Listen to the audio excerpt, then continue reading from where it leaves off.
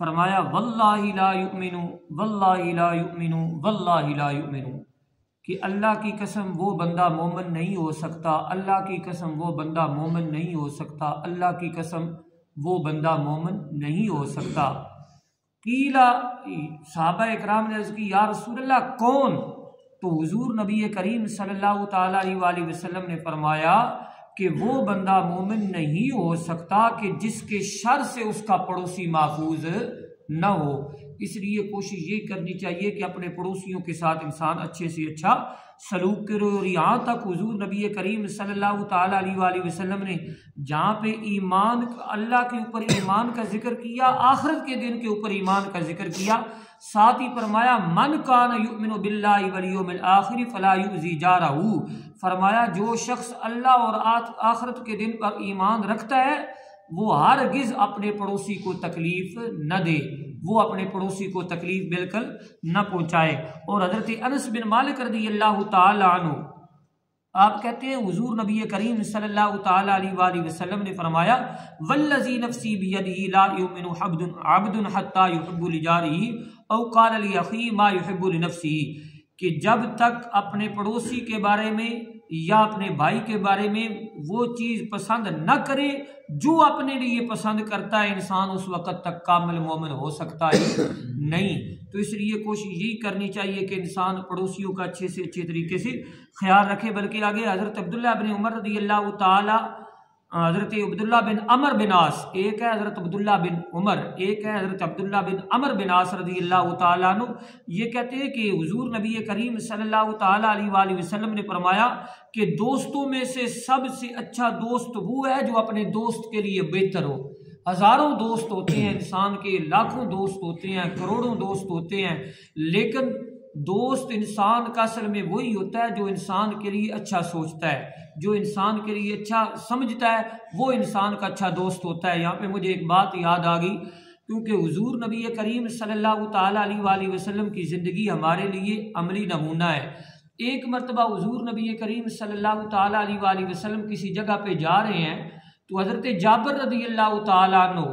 آپ اونٹ کے اوپر سوار ہیں، تو حضرت جابر رضی اللہ تعالیٰ عنہ کا اونٹ جو ہے نا وہ پیچھے رہ گیا، تو حضور نبی کریم صلی اللہ تعالیٰ علیہ وآلہ وسلم نے فرمایا جابر یہ اونٹ تیز کیوں نہیں چلاتا؟ تو عرض کرنے لگے یا رسول اللہ میں خود بھی غریب ہوں اور میری سواری بھی ایسی ہے۔ تو حضور نبی کریم صلی اللہ تعالیٰ علیہ وآلہ وسلم نے فرمایا جابر اس طرح کر، مختصر کر، حضور نے فرمایا کہ جابر اس طرح کر کہ یہ سواری مجھے بیچ دے۔ سودا طے ہو گیا۔ جب سودا طے ہو گیا حضور نے فرمایا ٹھیک ہے تو سفر کر لے، غزوہ کے اندر شامل ہو جا، واپسی کے اوپر نا تو نے یہ سواری مجھے دے دینی ہے۔ جب حضور صلی اللہ تعالیٰ علیہ وآلہ وسلم اپنے کشانہ اقدس کے اوپر پہنچتے ہیں تو حضرت جابر رضی اللہ تعالیٰ عنہ اپنے اونٹ جو ہے نا وہ حضور کے کشانہ کے پاس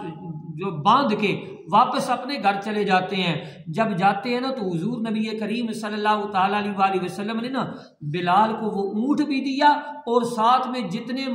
پیسے طے ہوئے تھے نا کہ اتنے پیسوں میں اونٹ میرا ہو گیا، حضور نے وہ پیسے بھی ساتھ میں بلال کو دیے اور فرمایا بلال جا یہ جابر کے گھر اونٹ بھی دے کے آ، پیسے بھی دے کے آ جا۔ اب جابر نے جب دیکھا نا کہ حضرت بلال اونٹ لا رہے ہیں اور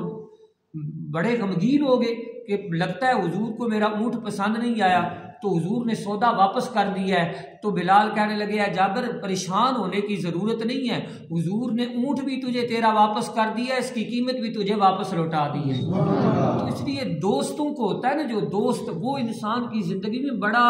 جو اہمیت رکھتا ہے، اس لیے دوست انسان کو ایسے بنانے چاہیے جو اس کے خیر خواہ ہوں۔ حضور نبی کریم صلی اللہ تعالیٰ علیہ وآلہ وسلم سے بڑھ کے صحابہ کا کون دوست ہو سکتا تھا؟ اور جب صحابہ کی باری آئی اللہ اکبر، زیاد بن سکن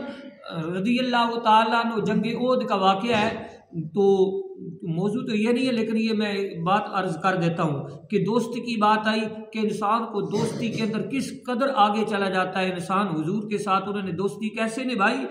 کہ آخری سانس چل رہے ہیں، حضرت عائشہ صدیقہ رضی اللہ تعالی عنہ آپ نے دیکھا کہ حضور کا ایک غلام ہے، آخری سانسیں لے رہا ہے، زندگی اور موت کی کشمکش میں ہے، آپ ان کے پاس سے گزری نہ جب، تو حضرت زیاد بن سکن کہہ رہے تھے کوئی جا کے کملی والے کو بتائے کہ آپ کا غلام آخری سانس لے رہا ہے، اس کی صرف ایک ہی تمنا ہے کہ ایک مرتبہ ایسا ہو جائے آپ کا دیدار ہو جائے اور زیاد بن سکن کی روح جو ہے وہ جسم سے پرواز کر جائے۔ تو کہنے کا مقصد یہ ہے کہ دوستی انسان کو اسلام کے طریقے کے مطابق اگر انسان کرے گا تو انسان کی زندگی جو ہے وہ پھر بڑی بہتر ہوگی۔ آگے حضور نبی کریم صلی اللہ تعالیٰ علیہ وآلہ وسلم نے کیا فرمایا؟ فرمایا ساتھیوں میں سے بہتر ساتھی وہ ہے جو اپنے ساتھی کے لیے بہتر ہے، اور پڑوسیوں میں سے بہتر پڑوسی وہ ہے جو اپنے پڑوسی کے لیے بہتر ہوتا ہے۔ اور حضرت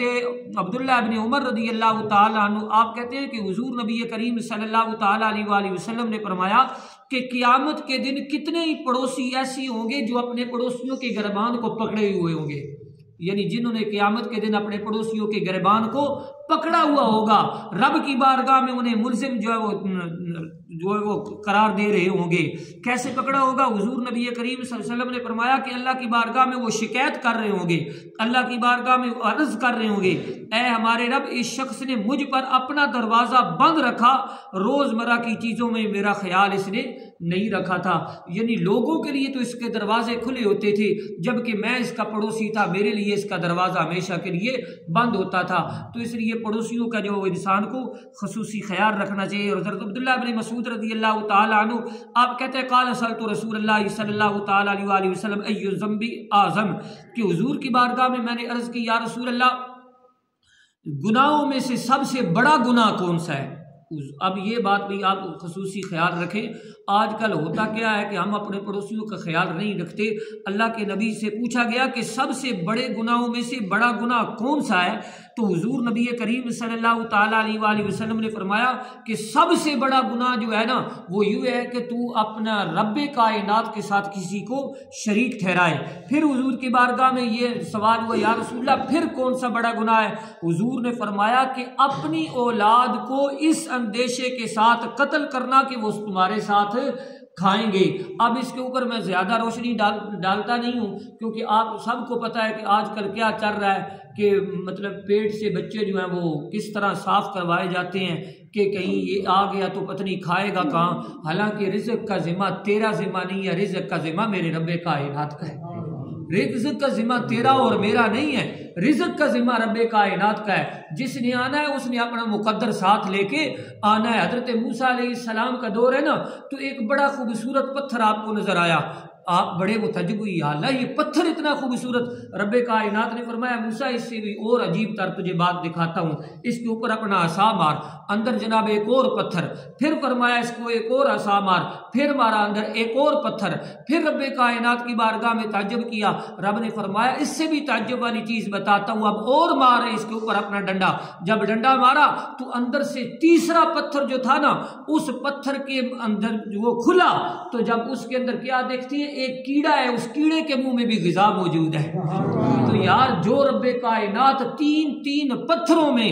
ایک کیڑے کو رزق عطا فرما سکتا ہے وہ شرف المخلوقات کو کیوں نہیں رزق عطا فرما سکتا؟ لہذا اس اندیشے کے پیش نظر اپنے اولاد کو ہرگز قتل نہ کریں، ہرگز ان کے وہ کیا انگلش میں لفظ آتا ہے ووشن کراتے ہیں، پتہ نہیں کیا کرواتے ہیں پیٹ کا، تو وہ جو ہے وہ بالکل نہ کروائیں، کیونکہ رب کائنات نے رزق کا ذمہ لیا ہوا ہے۔ اور حضور نبی کریم صلی اللہ علیہ وسلم کے سامنے پھر سوال ہوا یا رسول اللہ پھر بڑا گناہ کون سا ہے؟ حضور نے فرمایا اپنی پڑوسی کی بیوی کے ساتھ بدکاری کرنا یہ گناہوں میں سے سب سے بڑا گناہ ہے، سب سے بڑا گناہ ہے۔ اس لیے انسان کو چاہیے اپنی نظروں کا حیا رکھے۔ پڑوسی جو ہے وہ حضور نبی کریم آگے حدیث آ رہی ہے، حضور نے فرمایا کہ مجھے جبریل نے اتنی بار پڑوسی کا کہا کہ پڑوسی کا خیال رکھو، پڑوسی کا خیال رکھو، کہ مجھے یہ اندیشہ ہوا کہ کہیں زمین کی وراثت میں سے اس کا حصہ نہ آ جائے۔ تو آگے حضرت ایک صحابی حضور نبی کریم صلی اللہ تعالیٰ علیہ وآلہ وسلم کی بارگاہ میں عرض کرتے ہیں یا رسول اللہ مجھے کیسے پتہ چلے گا کہ میں نے اچھا کام کیا ہے، مجھے کیسے پتہ چلے گا کہ میں نے برا کام کیا ہے؟ حضور نے فرمایا کہ جس کام کو تیرے پڑوسی کہے نا کہ تو نے اچھا کام کیا ہے، سمجھ لے وہ تو نے اچھا کام کیا ہے، اور جس کام کو تیرے پڑوسی کہے کہ تو نے برا کام کیا ہے، سمجھ لے کہ وہ تو نے برا کام کیا ہے۔ اور اسی طرح سیدنا ابو ہریرہ رضی اللہ تعالیٰ عنہ عرض کرتے ہیں حضور نبی کریم صلی اللہ علیہ وسلم کی بارگاہ میں عرض کی گئی یا رسول اللہ ایک عورت ہے جو دن کو روزہ بھی رکھتی ہے اور صدقہ خیرات بھی بڑا کرتی ہے لیکن اپنے پڑوسیوں کے ساتھ اچھا سلوک نہیں کرتی، حضور نے فرمایا وہ عورت جہنمی ہے، حضور نے فرمایا وہ عورت جہنمی ہے۔ اور پھر حضور کی بارگاہ میں عرض کی گئی یا رسول اللہ ایک عورت ہے وہ زیادہ نفل تو نہیں پڑھتی، زیادہ تہجد تو نہیں پڑھتی، بس صرف فرض نماز ہی پڑھتی ہے اور تھوڑا بہت صدقہ کرتی ہے لیکن پڑوسیوں کے ساتھ اس کا سلوک اچھا ہے، میرے نبی نے فرمایا وہ عورت جنتی ہے، وہ عورت جنتی ہے۔ پہلی عورت جو زیادہ نمازیں پڑھتی تھی، نفل پڑھتی تھی، صدقہ خیرات بھی زیادہ کرتی تھی لیکن پڑوسیوں کے ساتھ اچھا سلوک نہیں کرتی تھی، اللہ کے نبی نے فرمایا وہ جہنمی ہے۔ اور دوسری عورت زیادہ نمازیں بھی نہیں پڑھتی۔ پتہ یہ چلیا کہ انسان دا اخلاق ہونا اچھی چیز ہے، انسان دا کردار ہونا اچھی چیز ہے۔ اور آخری بات، آج کل جناب سے عام کیا کرتے ہیں جناب کہ اپنا سوسائٹی میں اچھی سی اچھی سوسائٹی جو ہے نا مہنگی سے مہنگی وہاں گھر لیتے ہیں، جبکہ اسلام نے جو انسان کو کنسپٹ دیا ہے نا وہ یہ نہیں دیا کہ اچھی سوسائٹی میں گھر ہونا چاہیے، بلکہ اسلام نے جو کنسپٹ دیا ہے انسان کو وہ یہ ہے کہ انسان کا پڑوسی اچھا ہونا چاہیے، انسان کا پڑوسی اچھا ہونا چاہیے۔ حضرت انس رضی اللہ تعالی عنہ آپ کہتے ہیں کہ نبی کریم صلی اللہ علیہ وسلم نے فرمایا پڑوسی گھر سے پہلے ہے، پڑوسی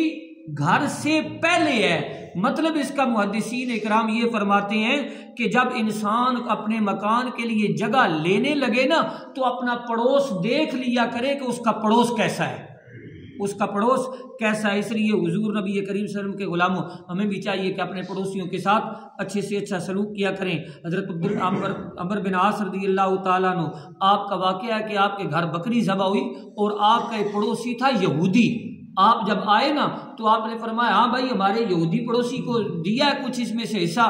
تو گھر والے کہنے لگے وہ تو یہودی ہے۔ آپ نے فرمایا وہ یہودی اپنی جگہ ہے، لیکن حضور نے اتنی بار حضور نے فرمایا کہ مجھے جبریل نے اپنے پڑوسیوں کے بارے میں حق حقوق کے بارے میں جو فرمایا ہے کہ مجھے یہ اندیشہ ہونے لگا کہ شاید اس کو وراثت میں سے جگہ جو ہے وہ نہ مل جائے، اس لیے پڑوسیوں کا خصوصی خیال رکھنا چاہیے، جیسا بھی ہے جو بھی ہے تو پڑوسی نا، اس لیے اس کا خیال رکھے۔ دعا اللہ پاک عمل کی توفیق عطا فرمائے۔